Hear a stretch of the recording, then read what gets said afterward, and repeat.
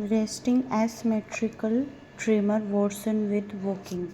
तो जो भी काम करते हैं ना उस वक्त अगर वर्सन हो रहा है ना तो वो कौन सा हो जाएगा, that is worsen with the walking, है ना। दैट इज़ रेस्टिंग ट्रेमर होता है, जो कि रेस्ट पे तो ठीक है, और रेस्ट पे ट्रेमर होता है, लेकिन वर्सन हो जाता है जब अपन कोई काम करते हैं। दैट इज़ पार्किंसनिज्म का होता है। इम्प्रूव विद वॉकिंग, जब भी इम्प्रूव हो रहा है वॉकिंग पे, कोई भी एक्शन लेने पे इम्प्रूव हो रहा है। And improve with alcohol, that is essential tremor. Tremor during eat या राइटिंग, ड्यूरिंग ईटिंग या राइटिंग अगर कोई ट्रेमर हो रहा है तो ईटिंग राइटिंग भी एक एक्शन ही तो हो गई। That is why it is also again essential tremor.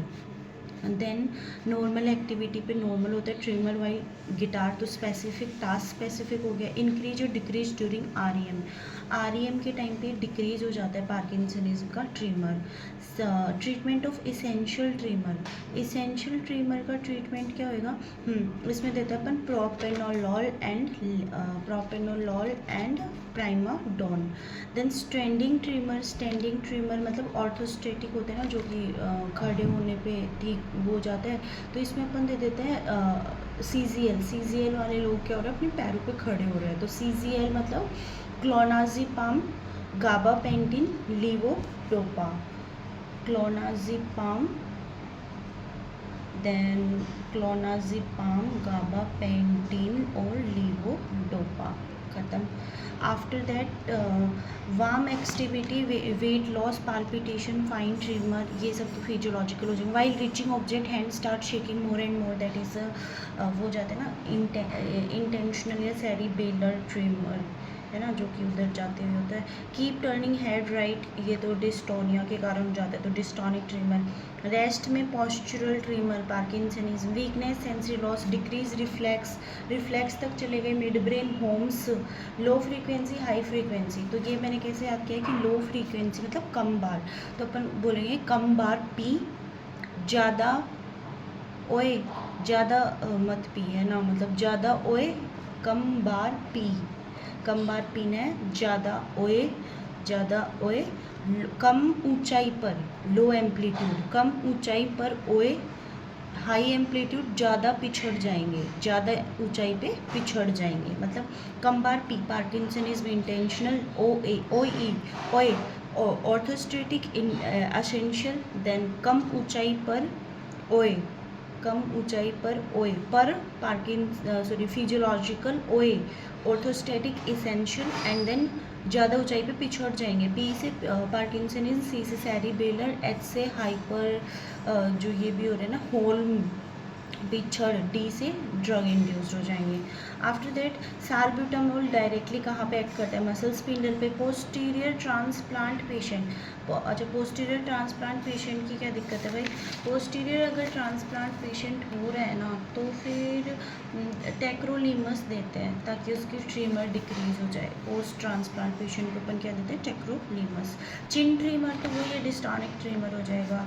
नहीं, आइसोलेटेड चिन मूवमेंट अगर हो रहा है तो उसको चिन ट्रीमर बोलेंगे या फिर जीनियोस्पाज्म बोलेंगे। क्या बोलेंगे, जीनियोस्पाज्म।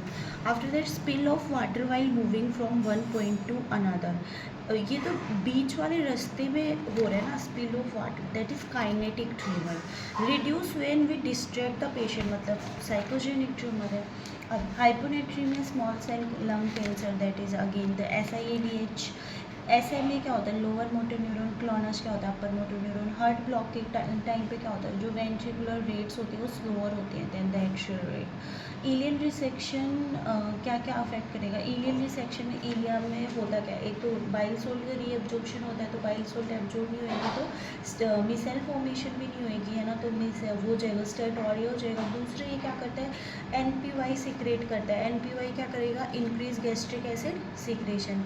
तो यहाँ पे जब PYY लॉस्ट हो जाता है, सॉरी ये है ना PYY सीक्रेट करता है एंड PYY इनहिबिट करता है गैस्ट्रिक एसिड सीक्रेशन को। तो अब ये नहीं होएगा तो PYY लॉस्ट हो जाएगा तो हाइपर गैस्ट्रीनिमिया भी हो जाएगा। और एक विटामिन B12 भी एब्जॉर्ब करता है। देन सैडन क्लासिफिकेशन सुंदरलैंड न्यूरोप्लेक्जिया में तो क्या होता है, नर्व अफेक्ट होती है। एक्सोनोमेटोसिस में वो जो एक्सोन होता है, जैसे कि प्लास्टिक का जो ये वायर नहीं होता कि इसके अगर ले तो अगर ये ऊपर की परत हट जाए, ये कवरिंग होती है ना चार्जर वाली, तो ये न्यूरोप्लेक्जिया हो जाएगा। अगर ये वायर ही बीच में से कट गए, एक्सोनोमेटोसिस और वायर कट गए, पहले तो वायर को किसी ने प्रेस किया, दैट इज़ न्यूरोप्लेक्जिया। देन इस वायर कट गए मतलब उसके थ्रू जो हो गए एक्सोनोमेटोसिस। और अब ये जो नर्व ही कट गई दैट इज़ न्यूरोनोमेटोसिस। तो इसमें तो क्या हो जाएगी न्यूरोप्लेक्जिया में, जैसे कि अपना ये हो गया क्रच फाल्सी, सेचेट्रिनाइट फाल्सी हो जाएगा, टॉर्निकेट टेस्ट हो जाएगा।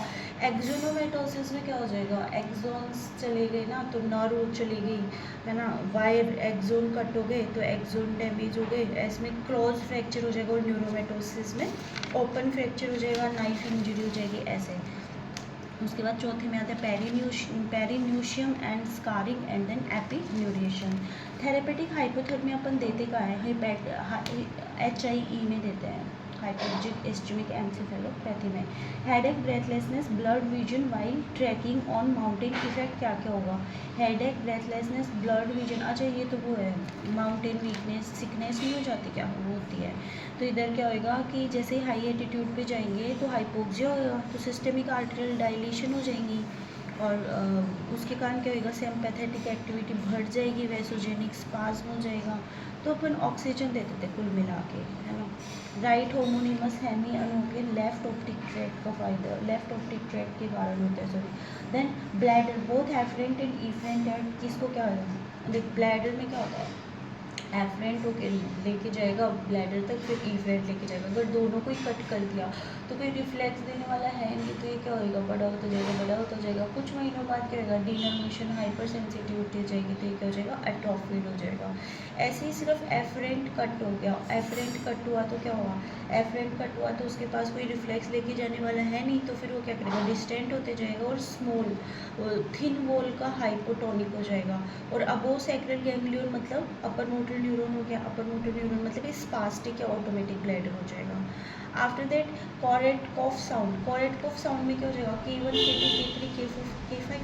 K1 तो होता है सिस्टोलिक बीपी के कारण, K2 से मैंने याद किया कि ये सॉफ्ट होता है सेकंड वाला, थर्ड वाला जो लाउड होता है और मोस्ट ऑडिबल यही होता है, फोर्थ वाले डल हो जाएगा, फिफ्थ वाला साइलेंस हो जाएगा और डायस्टोलिक बीपी फिफ्थ वाले पे सुनेंगे अपन। लेकिन जो ये K5 है ना कभी डिसअपियर नहीं होता, को किस में चैट मतलब सी से क्या हो जाएगा, सी से हो जाएगा ये क्या बोलते हैं चिल्ड्रन। देन हाइपरथायराइडिज्म, AV फिस्टोला या आफ्टर एक्सरसाइज, तो इनमें क्या होएगा, डायस्टोलिक बीपी कौन सा हो जाएगा, K4। After that orotic aciduria है, ऑरोटिक एसिड यूरिया मतलब अपने वो विटामिन B12 वगैरह दे दी, मेगलोब्लास्टिक एनीमिया फिर भी ट्रीट नहीं हो रहा, तो अपन ये क्या हो जाएगा, ऑरोटिक एसिड यूरिया। तो इसको ट्रीट कैसे करते हैं, यूरिडीन से। आफ्टर दैट पैट स्कैन में FDG2 फ्लोरो 2 डीऑक्सीग्लूकोज होता है। इंक्रीज NAA कैनावान डिजीज़ में होता है। देन एंडेमिक कार्डियोमायोपैथी की एंजाइम कौन सी होती है, तो ये एंडेमिक होती है, केशन डिजीज़ होती है ना, डायलेटेड कार्डियोमायोपैथी, केशन डिजीज़ तो सेलेनियम डेफिशिएंसी हो जाएगी। एंजाइम कौन सी होगी, ग्लूटाथायोन पेरोक्सिडेज डीआयोडीनेज थायोरिडॉक्सिन रिडक्टेज। तो बस ये याद रखना था कि एंडेमिक कार्डियोमायोपैथी, वैसे तो याद ही रहता है, Keshan disease. After that increase triglyceride VLDL which apoprotein note in type 4, मतलब इंक्रीज ट्राइग्लिसराइड और VLDL हो रहा है। अच्छा तो कौन सा टाइप 4 में एपोप्रोटीन नहीं होएगा, तो all except apo A1 HDL क्यों आएगा, सारे आ जाएंगे except apo A1। After that apo E remnant होता है, एपो A1 एक्टिवेट करता है एलकेट को, एपो C2 एक्टिवेट करता है लिपोप्रोटीन लाइपेज को, एपो C1 इनहिबिट करता है लिपोप्रोटीन लाइपेज को, एपो B100 LDL से बाइंड होता है, एपो B48 मीडिएटेड करता है chylomicron secretion into the lymphatics. Headache, vomiting, papilloedema diagnosis क्या होता है, ये तो वो है विटामिन A की toxicity. Most sensitive test to detect Philadelphia chromosome that is spectral karyotyping. Jamaican या अकी फ्रूट में क्या होता है, हाइपोग्लाइसेमिया हो जाता है ना, मीडियल कोएंजाइम में डिहाइड्रोजनेज, या फिर एक मीडियल कोएंजाइम में डिहाइड्रोजनेज है ये, फिर ये जमाइकन वीकनेस तो है ही, उसके अलावा इसमें बीटा ऑक्सीडेशन इफेक्ट होता है ना कि ओमेगा ऑक्सीडेशन। फोकल ओलिगीमिया कहाँ होता है, फोकल ओलिगीमिया तो अपने वहाँ होता है ना पल्मोनरी एम्बोलिज्म में। पोपाई साइन कहाँ होता है, पोपाई साइन और ट्रेविस साइन मैं बता सकती हूँ। पोपाई तो ये जो नहीं होता लॉन्ग हेड ऑफ मीडिया जो बाइसेप्स ब्रेक क्या ही होता है, ये वहाँ पे वो बन जाता है ना, ऐसे आउटबल्जिंग सी हो जाएगी, दैट इज़ पोपाई साइन, ठीक है। और ट्रीव्स होता है जो कि कॉलोन और टर्मिनल इलियम नहीं होता उनके बीच में जो ऐसे फाइब्रस टिश्यू से बन जाता है, दैट इज़ ट्रीव्स। After that superior mediastinum, anterior medial posterior, तो क्या होता है सुपीरियर मीडिया स्टेनम में तो trachea, oesophagus, thoracic duct, thymus, aortic arch, left coronary artery, left subclavian artery, BC trunk, right and left brachiocephalic vein, superior vena cava, azygos vein, left recurrent laryngeal one, वहीं पे inferior में thymus, internal thoracic, mediastinal branch, sterno pericardiophrenic, heart के अंदर phrenic nerve, tracheal bifurcation, bronchi, root of the great vessels, aortic, ascending aorta, superior vena cava, inferior vena cava, pulmonary trunk, pericardiophrenic vein, thoracic duct, thoracic aorta, esophagus, vagus nerve, azygous और hemiazygous पीछे हो जाएंगे। Physiology Wernicke, after that क्या आ गया, ये हो गया। Then inability to name the object and understand the written instruction, name object और इंस्ट्रक्शन नहीं पढ़ा, दैट इज एनोमिक हेमीफेजिया, ये कहाँ होता है एंगुलर गाइरस के अंदर। Dead space traction, dead space traction वो तो डेड स्पेस फ्रैक्शन होता है anatomical dead space upon tidal volume. Then V my Q normal होता है, फिजियोलॉजिकल डेड स्पेस में होता है। V1A कहाँ होता है, V1A तो है ना देखो वहाँ होता है, V2 तो होता है वॉन विलियर्ड फैक्टर 2 दो वॉन विलियर्ड फैक्टर 8 हो जाएगा, V3 का हो जाएगा ACTH में हो जाएगा, और V1A का हो जाएगा वेस्कुलर स्मूथ मसल्स के अंदर। पसीना, पसीना मतलब प्लेटलेट एग्रीगेशन, स्टमक नहीं यार वो अलग चीज़ का शायद, हाँ इधर क्या हो जाएगा वेस्कुलर स्मूथ मसल्स का ये वैसो कंस्ट्रिक्शन करेगा, देन प्लेटलेट एग्रीगेशन करेगा, लीवर ग्लाइकोजिनोलाइसिस और यूट्रस के अंदर कॉन्ट्रैक्शन, कुल मिला के स्मूथ मसल्स का कॉन्ट्रैक्शन कर रहा है। आफ्टर दैट ये बोल रहा है डेस्मोप्रेसिन कहाँ वर्क करेगा, डेस्मोप्रेसिन, वेसोप्रेसिन, टोलवाप्टन, कॉनिवाप्टन, पेरिफेरल, तो जो ये डेस्मोप्रेसिन D4 2 दो डक्ट होती है ना तो ये 2 में करेगा V2, ठीक है। ऐसे ही क्या हो जाएगा वेसोप्रेसिन V1 में एक्ट करेगा, tolvaptan is throw the water out, that is again V2, ऐसा ये DH हाइपोनेट्री में हम यूज करते हैं। कोनिवाप्टन इज कंबाइंड, कंबाइंड मतलब ये V1A और V2 दोनों पे करेगा, ड्यूअल ब्लॉकर है। एंड सेंट्रल अगर डायबिटीज इंसिपिडस है तो डेस्मोप्रेसिन दो, डेस्मोप्रेसिन दैट इज D2 देते हैं ना, तो increase aquaporin 2 water reabsorption, increase von विलियर्ड factor 8 use in central diabetes insipidus या वोन विलियर्ड फैक्टर या haemophilia A। Peripheral diabetes insipidus में ADH तो नॉर्मल होता है, तो इसमें क्या देते हैं अपन थायराइड या एमिलोराइड। आफ्टर दैट उसके बाद क्या है विल्म ट्यूमर का प्रीकर्सर कौन होता है, प्रीकर्सर तो नेफ्रोजेनिक रेड सेल्स होती हैं, मोस्ट कॉमन ये प्राइमरी मैलिग्नेंट रीनल ट्यूमर होता है चाइल्ड के अंदर। अर्ली मेटास्टेसिस कहाँ होएगा, इसका लंग के अंदर होएगा। बायोप्सी और FNAC इसमें नहीं करवाते क्योंकि ये क्या कर देता है up stage of the disease. Treatment क्या होता है, या तो नेफ्रेक्टोमी करवाते हैं या फिर nephron sparing nephrectomy plus chemotherapy plus minus radiotherapy. Then इसमें जेनेटिक्स सिंड्रोम पूछ रहे हैं, डेनी ड्रेस, वैगर, बैकडे, तो जो वैगर होता है ना उसमें तो क्लियर है, वो वैगर WT1 हो जाएगा क्योंकि W से शुरू हो रहा है। इसके अलावा इसमें Wilms, aniridia, genito urinary retardation, mental retardation. Then after that Denys Drash के अंदर क्या हो जाएगा अगेन विल्म ट्यूमर का ही आएगा और 2 हिट हाइपोथेसिस हो जाएगा, और इसमें GU मतलब gonadal dysgerminoma, gonadoblastoma. Then backward Beckwith Wiedemann ना, बैकमैन विडमैन में क्या हो जाएगा IGF2, बैक AB 2 नंबर पे आते हैं ना, तो IGF2 का ओवर एक्सप्रेशन हो जाएगा ऑन विल्म ट्यूमर 2 जीन।